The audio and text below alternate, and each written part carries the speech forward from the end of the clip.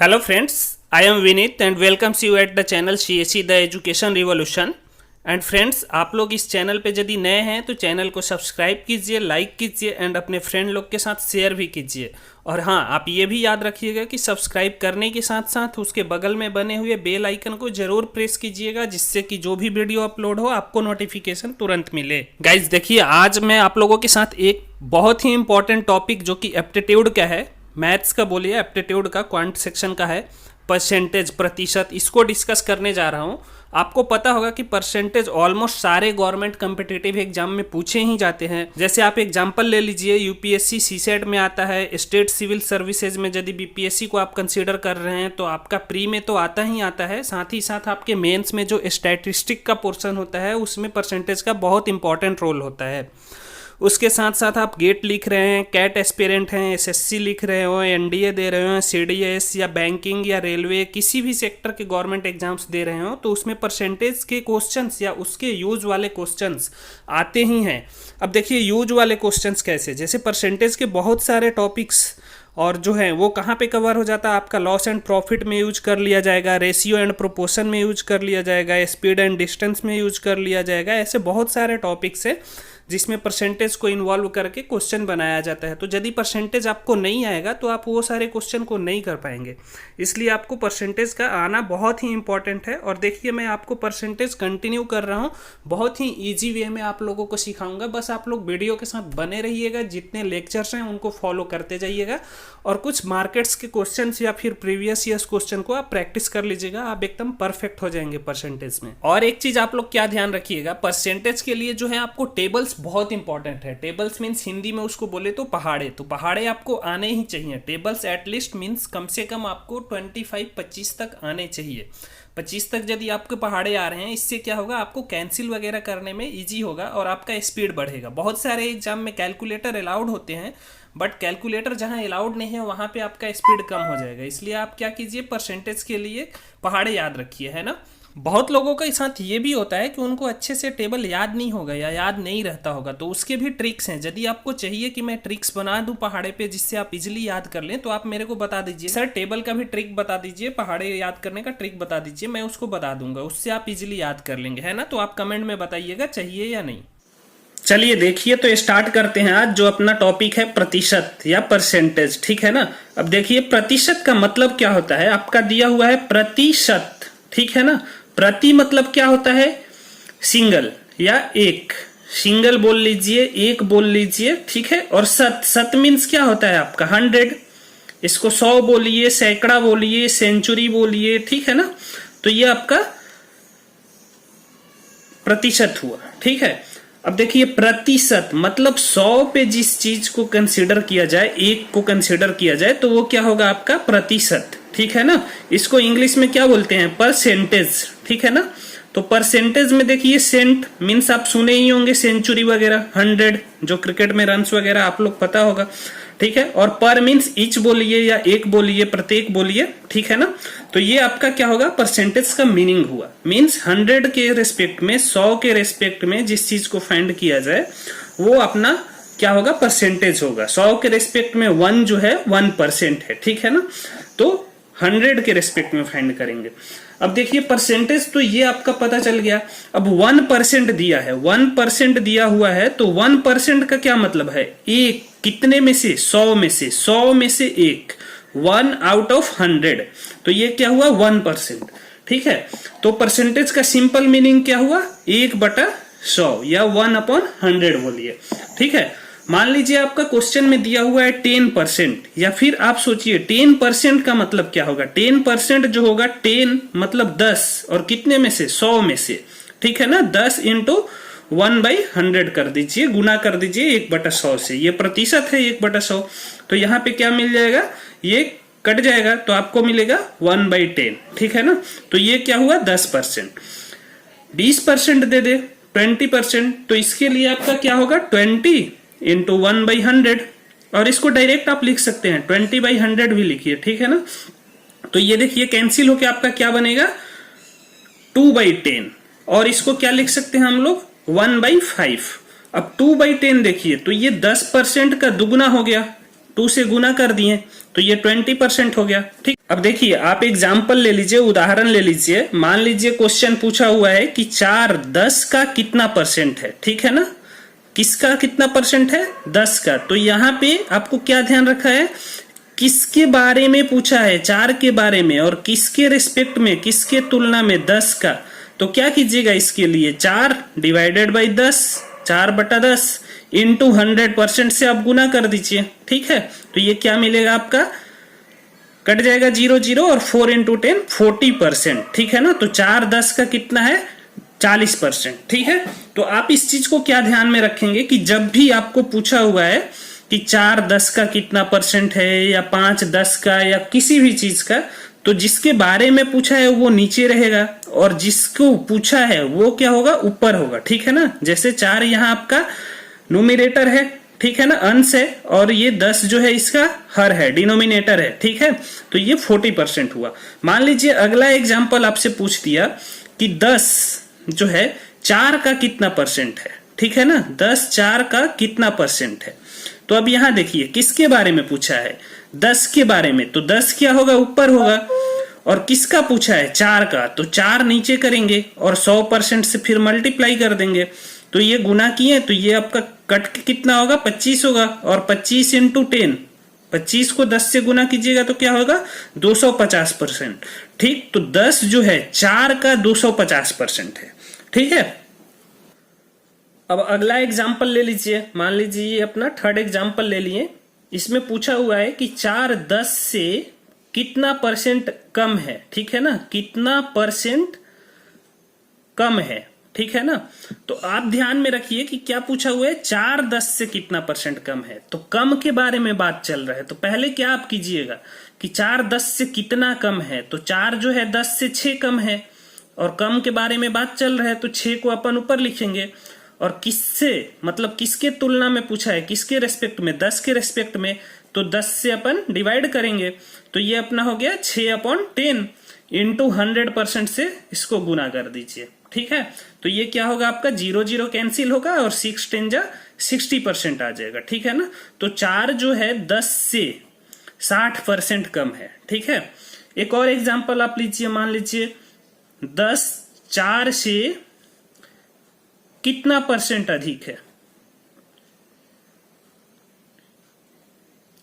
ठीक है, तो अब देखिए 10 के बारे में बात चल रहा है और 4 से, तो 4 से कंपैरिजन मतलब इससे तुलना कर रहे हैं तो ये नीचे रहेगा, और अधिक के बारे में यहां बात चल रहा है। ठीक है ना, तो पहले 10 4 से कितना अधिक है, तो 10 में से 4 माइनस करेंगे तो वो 6 अधिक है। ठीक है, और 4 से पूछा है तो 4 क्या होगा, नीचे, इंटू 100% कर देंगे तो यहां पे अपना क्या मिलेगा आपका, 25 इंटू 6 करेंगे तो 150%। ठीक है ना, तो 150% अधिक है। ठीक है, अब यहां ध्यान दीजिएगा 10 4 से कितना परसेंट अधिक है, तो 150% अधिक है।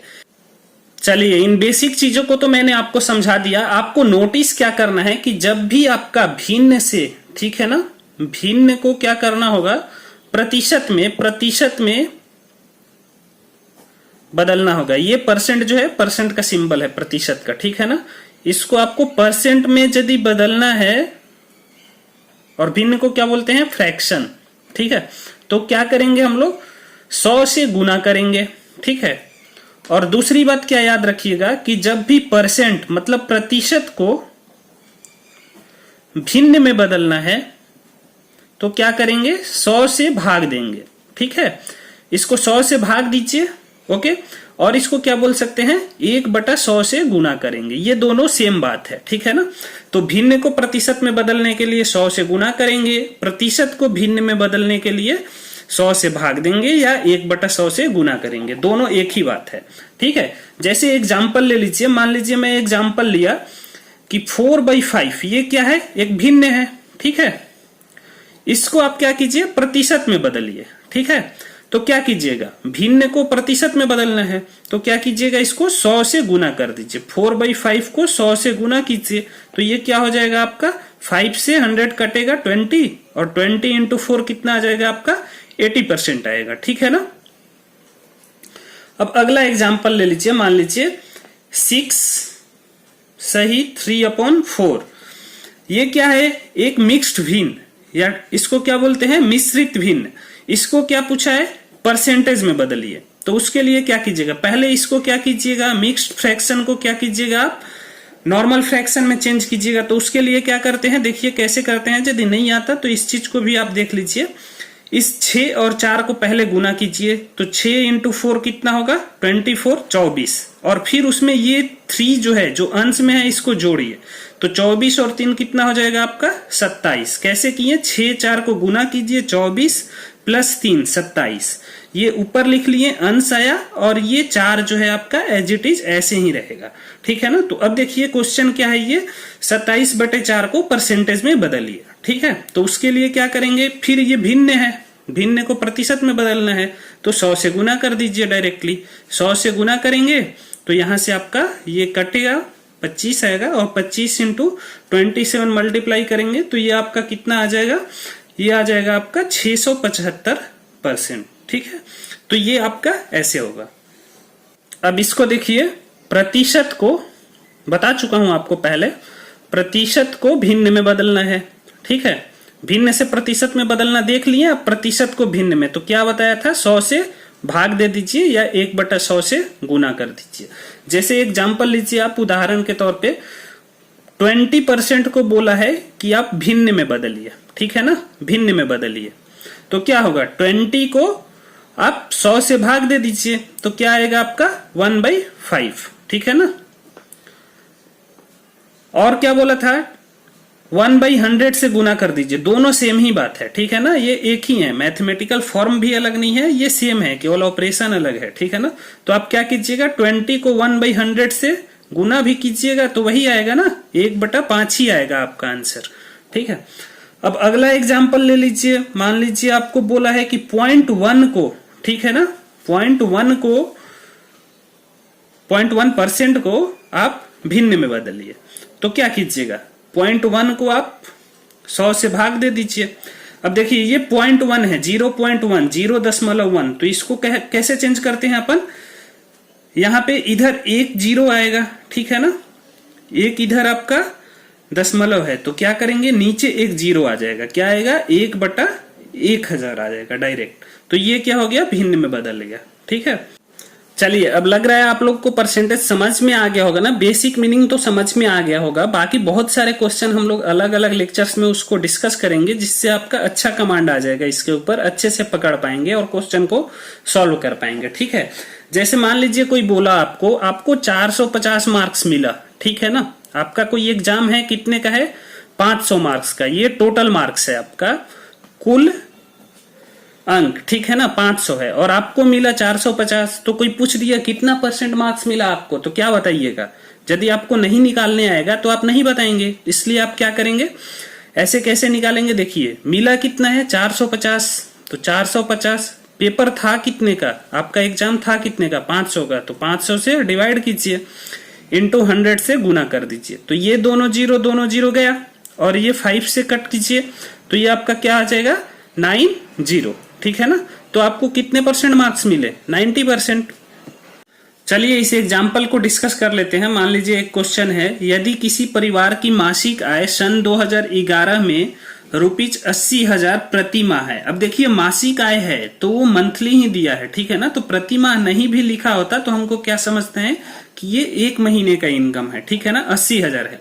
तथा उसी परिवार की मासिक आय 2013 में, मतलब 2013 सन है, उसमें ₹1,20,000 प्रति माह हो गई, ठीक है ना। मतलब देखिए पहले 80,000 था 2011 में, 2013 में क्या हुआ, बढ़ गया, कितना हुआ, 1,20,000, ठीक है। तो परिवार की आय में वृद्धि प्रतिशत बताइए। तो कितना वृद्धि हुआ, पहले वृद्धि आपको फाइंड करना पड़ेगा, फिर जाकर आप वृद्धि प्रतिशत बताइएगा। तो देखिए 2011 में कितना था, 2011 में 80,000 था, ठीक है, 1 महीने का इनकम। 2013 में कितना हो गया, 1,20,000 हो गया। तो यहां पे जो वृद्धि हुआ वो कितना हुआ, पहले ये आपको निकालना पड़ेगा। तो कितना हुआ, 1,20,000 में से 80,000 आप घटा दीजिए, माइनस कर दीजिए, तो क्या मिलेगा आपको, 40,000, ठीक है। अब वृद्धि प्रतिशत बताना है, तो किसके तुलना में आप वृद्धि प्रतिशत बताइएगा? 2011 में कितना था उसके कंपैरिजन में ना, उसके रेस्पेक्ट में आप बताइएगा, ठीक है ना। तो पहले क्या कीजिएगा, वृद्धि, जो कि वृद्धि अपना 40,000 है, ठीक है, और 2011 में इनकम था कितना, 80,000, ठीक है। तो इस 40,000 का 80,000 के रेस्पेक्ट में हम लोग परसेंटेज बता रहे हैं कि ये 80,000 का कितना परसेंट बढ़ा, ठीक है ना। इनटू क्या करेंगे, 100%, ठीक है। तो ये देखिए सारे जीरो कैंसिल हुए और ये 4 × 8, 4 × 2 = 8, ठीक है, 2। अब 2 से ये 100 कैंसिल होगा तो 50 मिलेगा। तो ये वृद्धि प्रतिशत जो है आपका 50% आया, ये आपका वृद्धि प्रतिशत हुआ, ठीक है। तो ये आपका क्या है, क्वेश्चन बहुत ही इजी होते हैं, आप उससे डरिए मत, आराम से सॉल्व कीजिए, क्वेश्चन इजीली सॉल्व हो जाएंगे आपसे। ओके फ्रेंड्स, आज का वीडियो जो भी क्लासेज है यहीं पे समाप्त करते हैं। अब आप लोग सोचिएगा कि सर इतने इजी क्वेश्चन आप क्यों करा रहे हैं, जैसे भिन्न को परसेंट में चेंज कीजिए, परसेंट को भिन्न में चेंज कीजिए। तो देखिए इजी है, बट फाउंडेशन आपका स्ट्रांग होना चाहिए। यदि आपका बेस आधार मजबूत नहीं है तो आप टफ क्वेश्चन को नहीं कर पाएंगे। और इसी क्वेश्चन को, इसी छोटे से कॉन्सेप्ट को किसी क्वेश्चन में डाल दिया, अलग टाइप के क्वेश्चन या अलग टॉपिक के क्वेश्चन में, तो आप वहां पे फंस जाएंगे। इसलिए मैं छोटे छोटे लेवल से चल रहा हूं और आप लोगों को last level means highest level, toughest level तक लेकर जाऊंगा, ठीक है ना। तो आप लोग ये बिल्कुल मत सोचिए कि बहुत सिंपल सिंपल करा रहे हैं। आप लोग बस वीडियो को कंटिन्यूअसली सीक्वेंस में देखते चलिए। इससे क्या होगा, आपका कॉन्सेप्ट जो होगा सॉलिड हो जाएगा और आप अच्छे से जो भी चीजें हैं उनको समझ पाएंगे, है ना। आप लोग इस लेक्चर के वीडियोज को अपने फ्रेंड्स लोग के साथ भी शेयर कीजिए, और यदि आपको वीडियो अच्छी लगी तो कमेंट में कमेंट करके ज़रूर बताइए कि वीडियो अच्छी लगी, और आगे या क्लासेज जो हैं उनको रेगुलर अटेंड करते रहिए, है ना। जो भी वीडियोज हैं उनको देखते रहिए, और आप लोग कमेंट जरूर कीजिएगा ताकि मेरे को आइडिया लगे कि हाँ किस किस ने वीडियो को देखा है। नहीं तो कौन सा देखता है बीच में स्किप कर देता है, वो पूरा लेक्चर देख भी रहा है या नहीं, और उस पर्सन को समझ में आया या नहीं, ठीक है ना। यदि आप कमेंट करेंगे तो मेरे को पता चलेगा कि हाँ आपको चीज़ें समझ में आ रही है ना। तो आप करके बताइएगा। Okay, thank you, enjoy learning. चलिए मिलते हैं नेक्स्ट लेक्चर में।